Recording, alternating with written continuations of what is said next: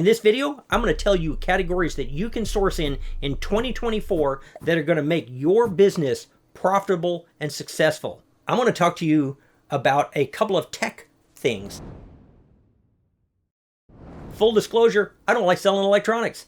I sell very few electronics, but there are some that I know well enough that I can sell and take advantage of the market. For example, vintage computers. They don't seem vintage to me because I was on them when they weren't vintage, so they just seem old.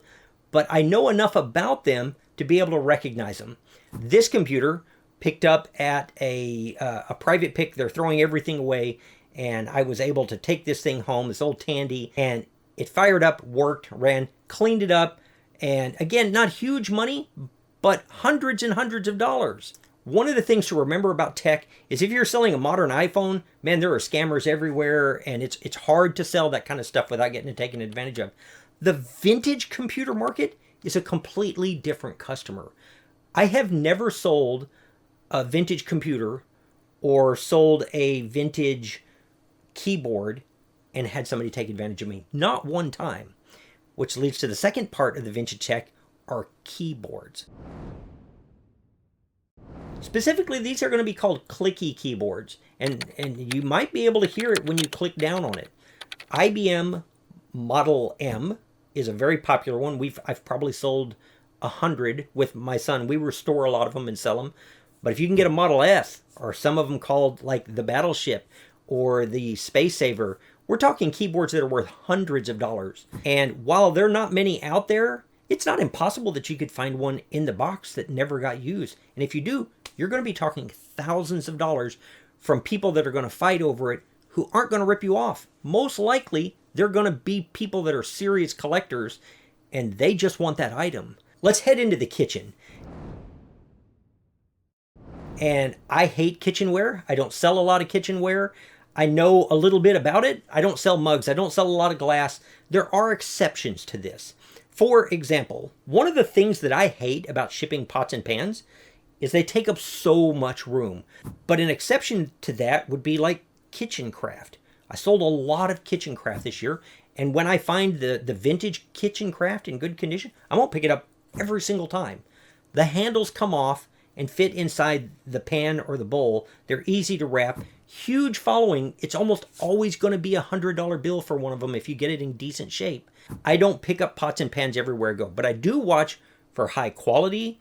I do watch for things that will be easy to ship. Kitchen craft, I don't have to worry about storing it because it's not going to be listed very long before I get it sold. Also in the kitchen, when you start talking some of the vintage items, just knowing that it's valuable can raise your price. Here's a set of bowls I picked up. And when you see vintage Pyrex, it's always worth looking up the price. If you get a whole set, the price goes up. If it's in good shape, the price goes up. If it's a rare pattern, the price can get stupid, like in the tens of thousands of dollars. So while I hate kitchen stuff and I hate shipping glass, some of it, if I found one of them that's worth $30,000, I will just drive it to them. Like, here I come, Maine. I'll bring that to you. So don't let shipping scare you away if the item is worth a ridiculous amount of money. Being able to identify that it's something special is the key. Along that same vein, something really easy to ship is something like Texas ware, confetti ware. You're going to see they're melamine, and these were really popular in the 50s, 60s, and 70s. And the splattered one, the confetti look, those sell for me almost immediately, just about as fast as I can get them. And I'm normally talking $40 to $60 for a single bowl. Hate kitchenware? It's a great category for specific items when you're really wanting to bump that average sale price up. All right, next category, dolls. Dolls have plummeted in price in the last 10 years.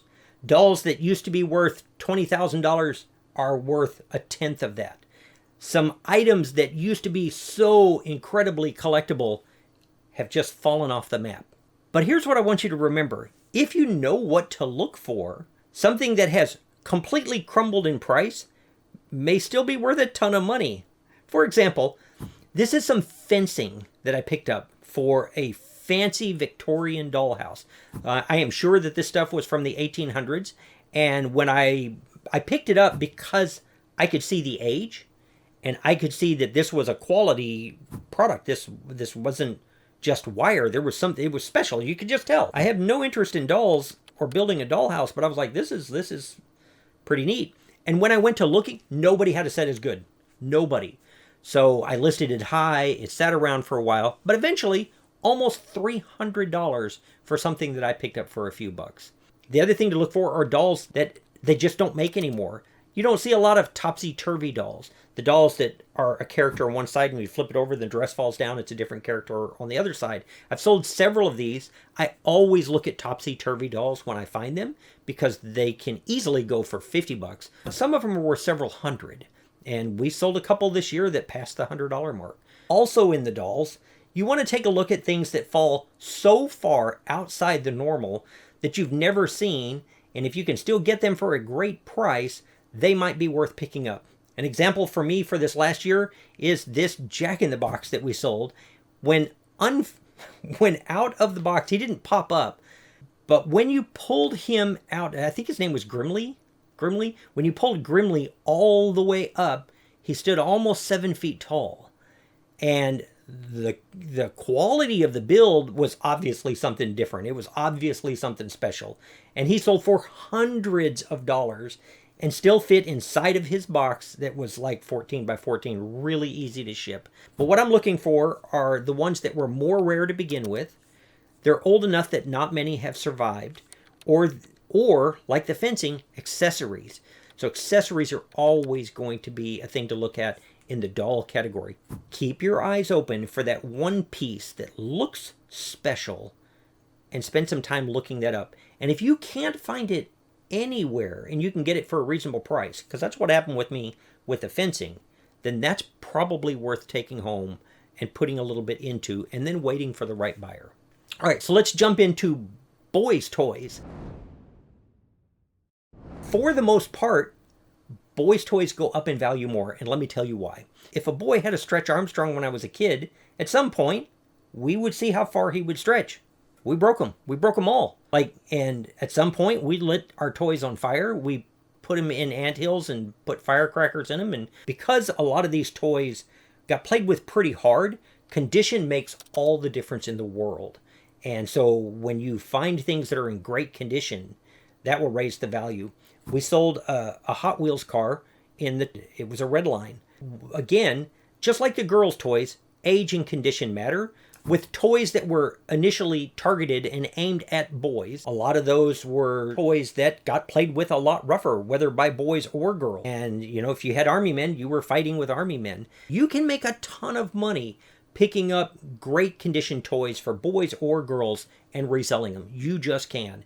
But if you can find that one piece, like in this whole box of Hot Wheels, and you've got the one that's an actual red line from the late 60s, you're going to make more probably on the one car than you make on the rest of the collection that you bought.